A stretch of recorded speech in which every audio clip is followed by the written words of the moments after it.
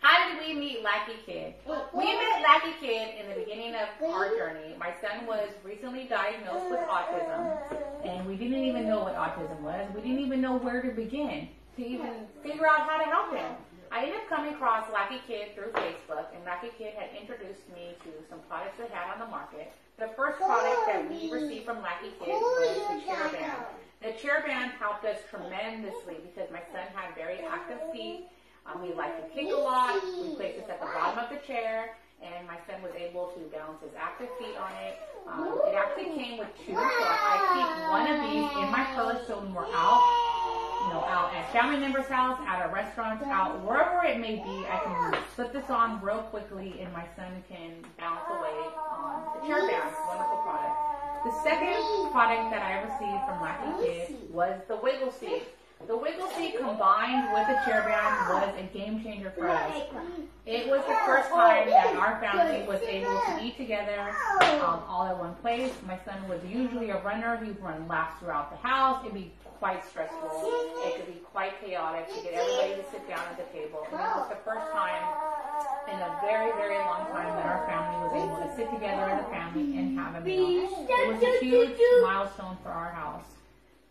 Lackey Kid had also introduced us to a parent support group. It was a group of parents that understood. It was a group of parents that I was, for the first time, able to be completely transparent with people, and that they genuinely supported us. They genuinely cared. They understood that the trials we were going through. They understood the ups and downs. They understood everything that was going on. They have so much valuable knowledge, and Lackey Kid was my beacon of light in the beginning, and will continue to be that beacon of light for our family, and he will always hold a special place in my heart.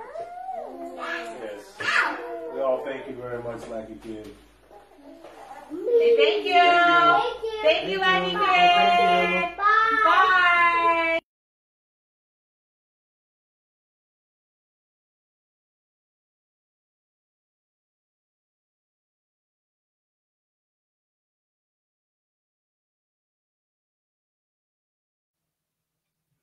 Hi guys, so as you can see, Lackey Kid products have changed lives, and not only that, but the support we give. I remember when she joined, she was one of our early members and has been with us ever since, and we love her and appreciate her like we love and appreciate every single one of you. I just want to say hi to Amber, to Angela, to Amanda. Hi guys and welcome. Maria, hi. So thank you all for joining us today, and I'm really excited to break down more on a sensory diet with you guys. So welcome everyone to our show about a sensory diet. Now, I want to explain something that most people don't understand. When I say sensory diet, I don't mean making sure your child has 8 servings of fruit or vegetables, 3 servings of meat, so much milk.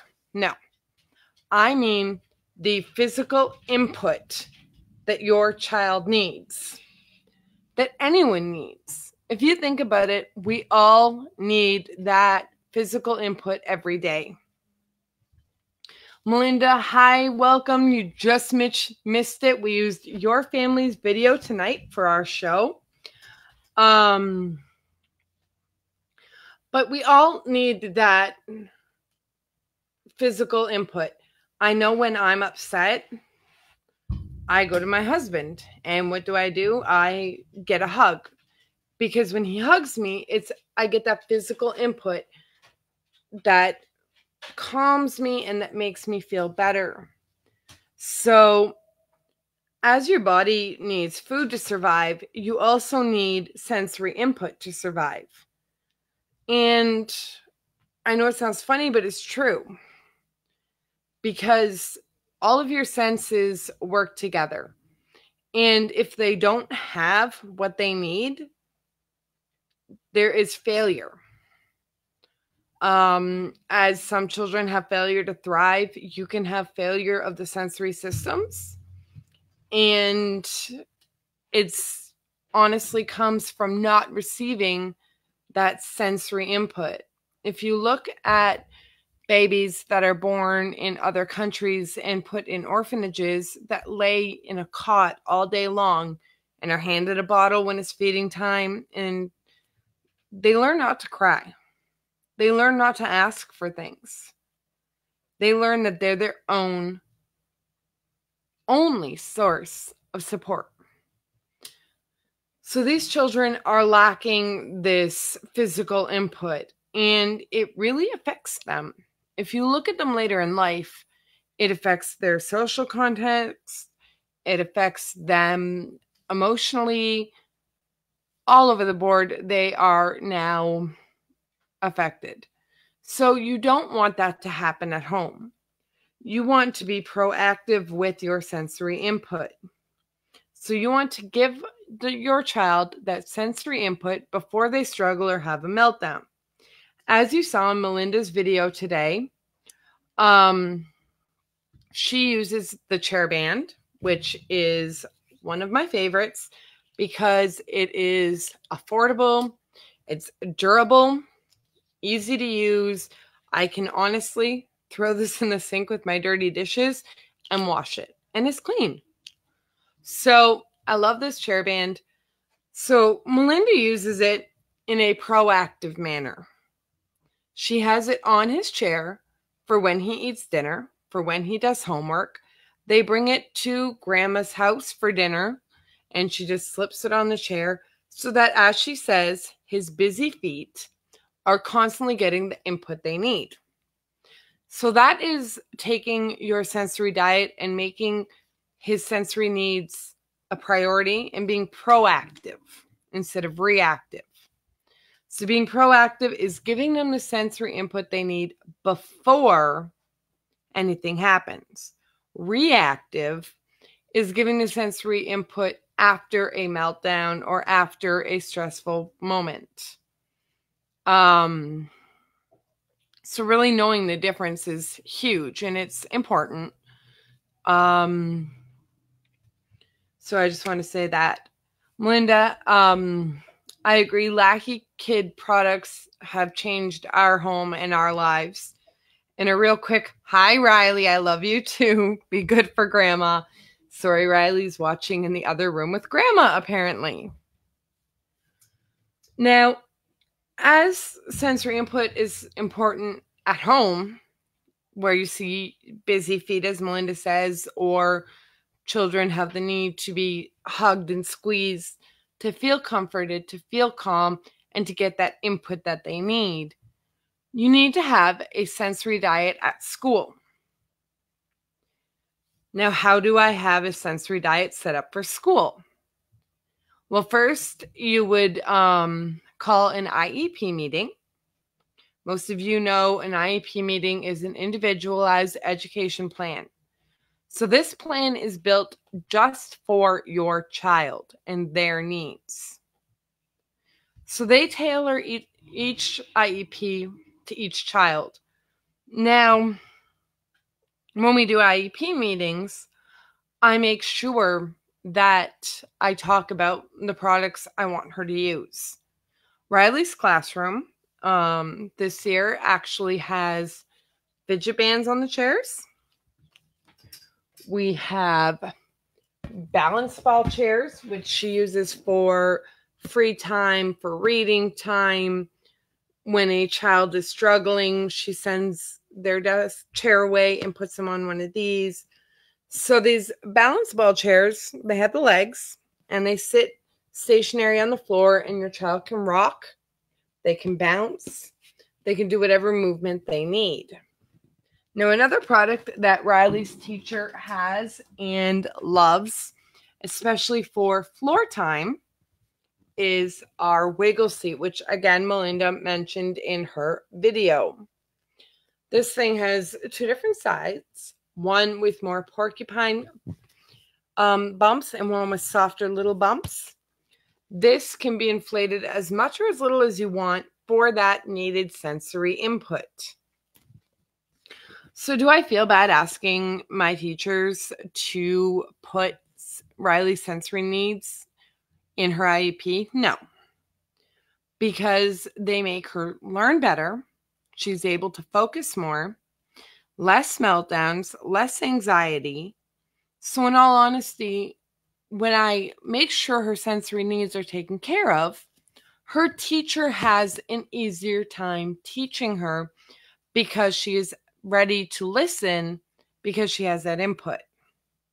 So when you meet with your IEP team, I always meet with our OT, our teacher, our principal, and we sit down, and usually someone from the school board, and we sit down and we make a list of everything.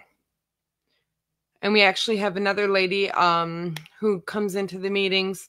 She is over all special needs for the elementary school, and she kind of helps set up a plan.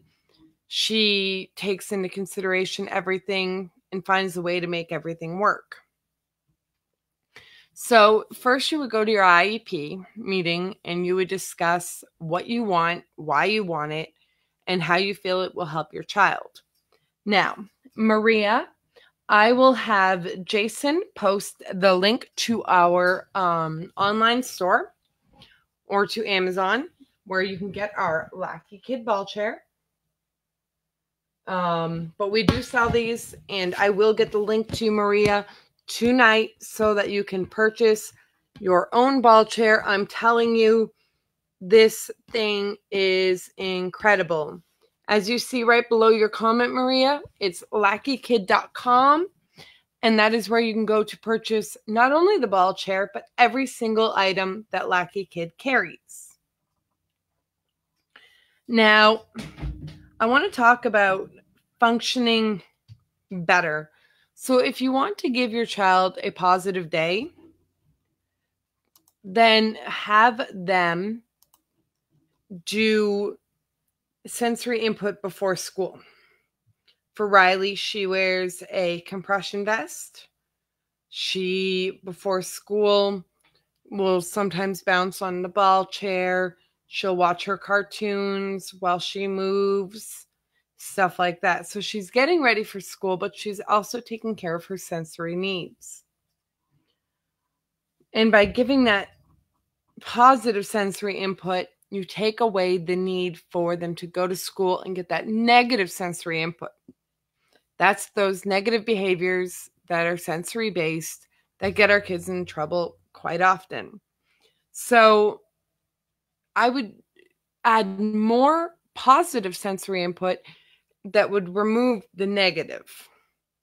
And when they start screaming or hitting, I would give them something more positive to do. If they are hitting, you can use our fidget marble maze. You simply run your fingers through and push the marble through the little maze. It folds up really tiny. Literally, it fits in your pocket. So this is a great thing for when your child hits. Another great thing for when they hit is our Writable Lap Pad. I don't know if you recognized in the video, Melinda's younger son was playing with one beside her husband. And all you do is you simply use your water pen and you draw on it. And it shows color. And then when it dries, it goes back to white. So you can use any of these products to give that sensory input when they're doing negative behaviors like hitting. Just anything that takes their hands away. One thing I love that Riley's school is very big on, and I wish all schools would do it, is they take what's called brain breaks. Whenever the teacher notices that the class is lagging, getting loud, getting busy, not listening, she stops the class, puts them on the carpet, and yes, she has children that she puts this down on the carpet and the child sits on it, and it gives them more sensory input. While they're on the carpet, she plays funny little songs.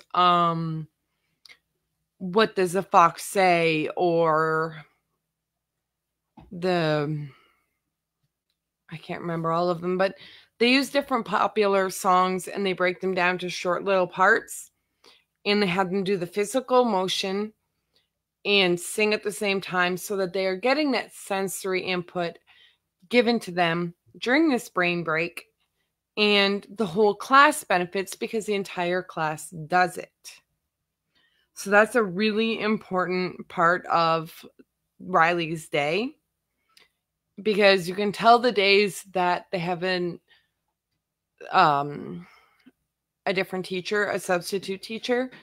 On those days, they don't always get the brain breaks as much, or if any, as they would with their regular teacher. So you notice it when she comes home. She's more agitated. She's more emotional. She's more difficult to deal with. So it takes a lot of sensory input from me when she gets home to help her get back to where she should be. If she follows the sensory input at school, does the brain breaks, uses the equipment as needed, then her coming home is a lot easier and a lot less stressful for all of us. Now, I do want to say that when children do not receive the sensory input they need, they tend to score lower on test scores and they struggle more in the classroom setting. That is because their needs are not being met. Think of it this way. If you're starving, like absolutely starving, can you sit down and think and write me a 500-word essay right now? You haven't eaten at all today, but I want you to write me a 500-word essay. It's impossible, right? Well, it's impossible for our children to focus and be attentive when they're not getting these sensory breaks. So yes, they're important not only at home, but at school. So you need to work with your OT, if you have one, on different things that they can do, because there is a lot more than just what I'm going through tonight.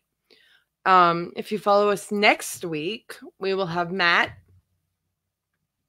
and he will actually be in his sensory gym and with one of his kiddos and showing us the proper movements, the proper things and ways to help our children and be proactive with our children in their sensory needs.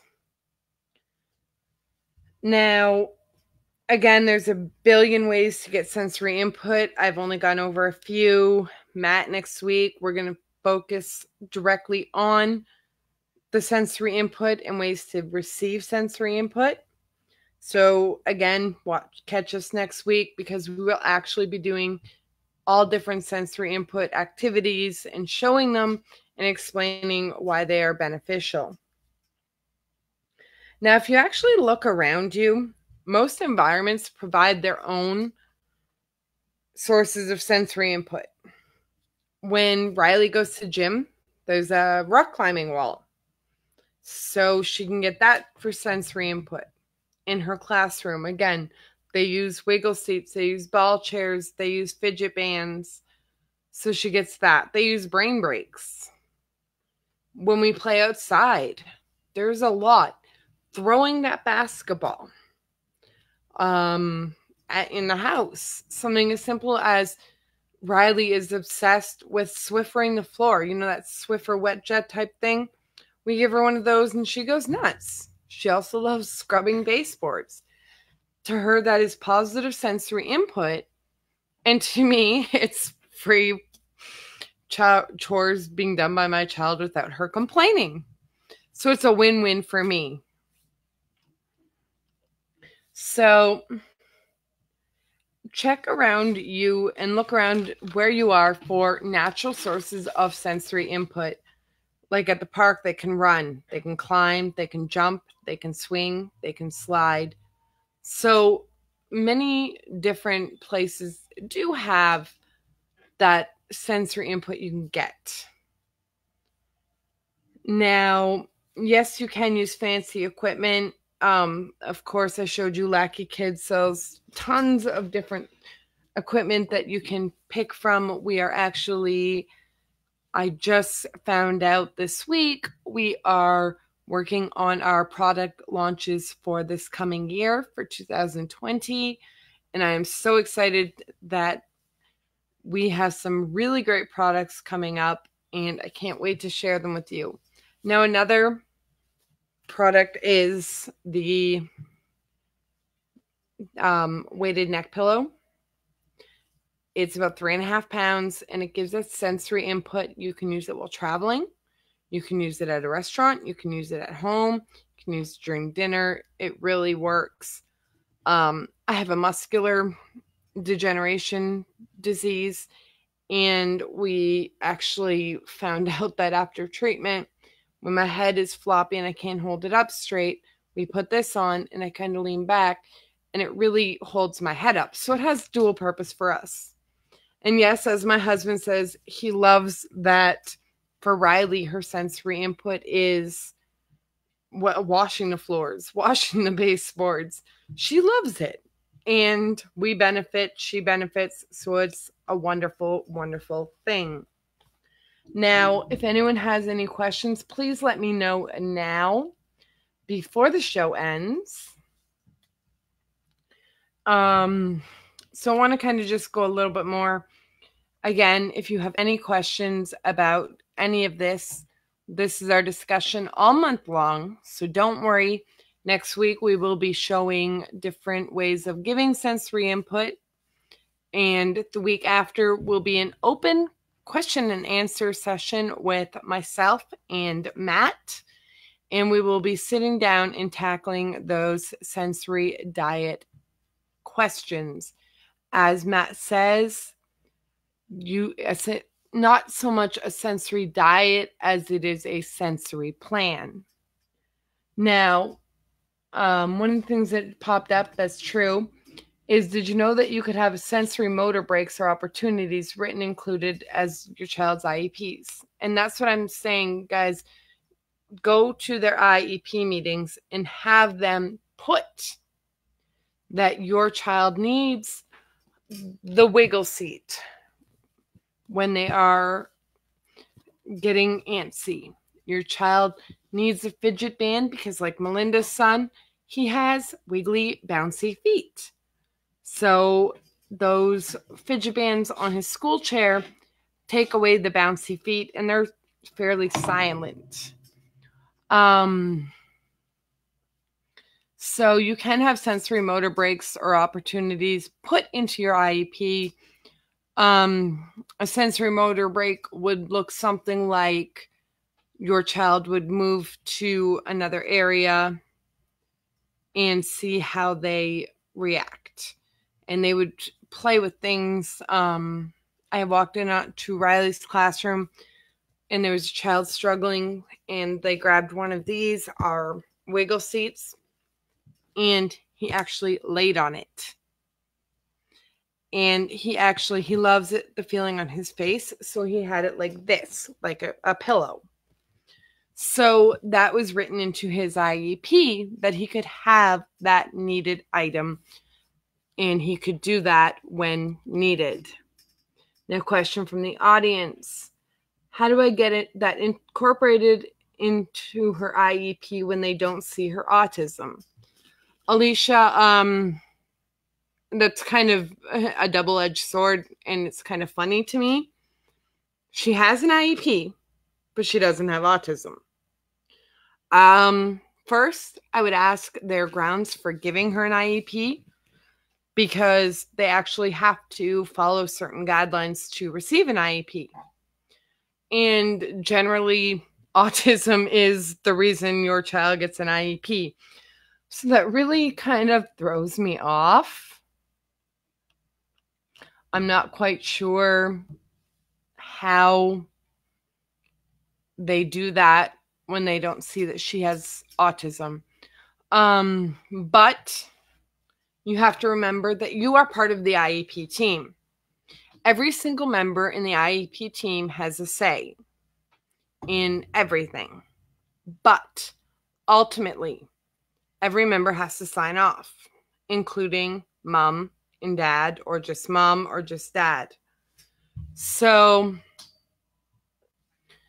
when you get to the IEP meeting, make them sit and write it in. Like Melinda is saying right now, she took the wiggle seat and the cherry band to her last IEP meeting.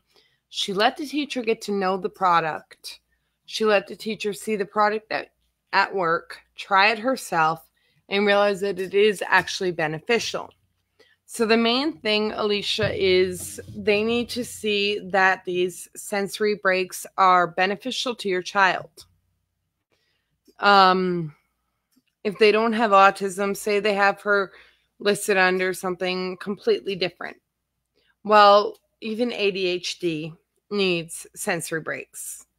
Even neurotypical kids, our 15-year-old needs sensory breaks. So it doesn't matter if they don't see their autism, as long as they see the need for sensory breaks. So Alicia, reach out to me, please, and we will go over this more in depth, because I'm kind of questioning the IEP that you have as a whole. And I'd really, really like to discuss that more. Now, Megan says, my daughter has sensory timeouts and is allowed to do a variety of activities to get the wiggles out.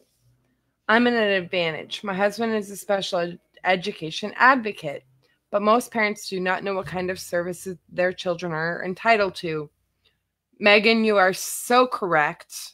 Megan, can you actually reach out to us at Lackey Kid? We would love to talk to you and your husband.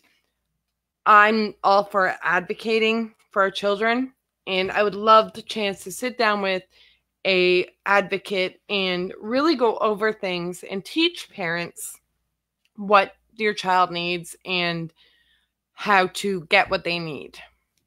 So Megan, please reach out to us. We would love to talk to you. Melinda, yes, I talked about you having the chair bands at the IEP. Angela says, we were able to get sensory breaks in IEPs that were under the ADHD label. Yes, that's why I questioned Megan on, do they have her on the ADHD label? Because you can get it for that. You can get it for sensory processing disorder. There's almost always a way to get it for any label. You just have to kind of know. And that's why I would love to sit down with an advocate and teach you guys your rights and teach you guys how to get what your child needs at school. This week and last week, I spent quite a bit of time with parents teaching them their rights because they don't know. Every school board, every school has a book of rights. By law, at every single IEP meeting, they must offer to give you one. Take it. Memorize it. Highlight the important parts that pertain to your child and yourself. That is your book of rights. That is how you advocate for your child. Angela, I would love if you can find older IEPs and let me see how they were done so that I could explain how they work. Okay, so let's go to the next question. I'm sorry, I'm not even going to try and pronounce your name because I will murder it. But how long could my son get OT at school? Well, here's the thing. OT is very limited due to limited resources and limited finances. So most kids receive approximately 30 minutes a week of OT. Now, your child can graduate from therapy. Jason recently, his son recently graduated from, I believe it was speech, and I know it was ABA. They came to the end of the road with how far they could help him grow, and now they feel he can do this on his own. So because he did so well with them and he thrived and he learned the tools to help himself, he can graduate. So your son should be receiving OT in school if needed. Not all autistic children qualify for OT. It depends on the child. I can honestly tell you that. Out of Riley's special needs preschool, we had 6 children and only 4 of them went to OT, I believe. So not every autistic child is going to qualify for OT. But if you do qualify for OT, then yes, they can eventually cut it off when your child masters all of the goals and there are no new goals that need to be set. Now, Angela says, and I agree with Angela so much on this, let your child see you advocate. It teaches them self-advocacy. I agree fully. I tell Riley what I'm going to her school for. I tell her what my goals are. I tell her later what the school's goals are.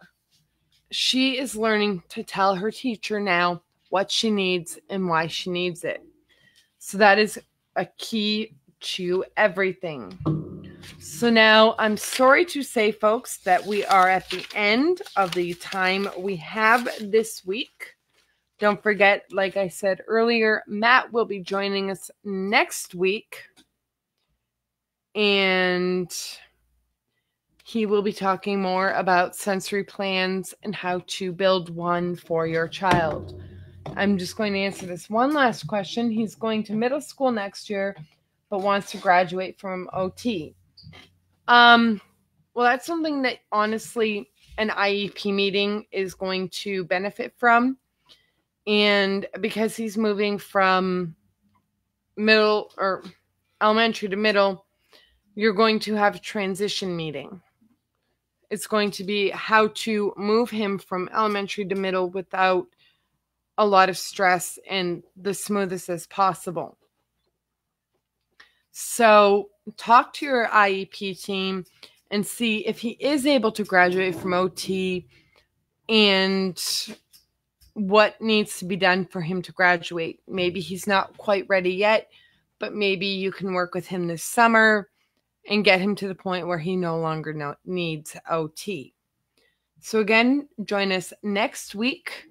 We will be talking with Matt and building an sensory plan for every child and let you learn better ways to help your child. So I want to thank everyone for joining us today. Remember, if you want to subscribe to live updates, all you have to do is type the number 5, folks, in the comments section now, and you will receive live updates of when I go live. I try and do it every Thursday at 7 p.m. Some days life happens. So if you subscribe by pressing the number 5, typing the number 5 to subscribe, you will actually know if I do a show on an off day, which I have been known to do quite often. Also, don't forget that we have our parent support group, which Melinda spoke about in the beginning of our show. We'd love to have you join us. It is a place to get support. People understand you. We are talking about pairing up parents as teams to help each other through this journey. It takes a village to raise a child. And for me, I have my tribe. I have my people that understand me, that help me, and that get me through my rough days and celebrate my good days with me. So, wow, thank you all for subscribing today. I think this is awesome. I see my mother and my husband have decided to jump on the subscription bandwagon. I'm getting a thumbs up from my husband, and he's patting himself on the back. So thank you all for joining us. We had an amazing week. Don't forget, I will see you next Thursday at 7 p.m. I will be live with Matt, going over sensory plans for everyone. Until next time, remember, empower, support, and educate.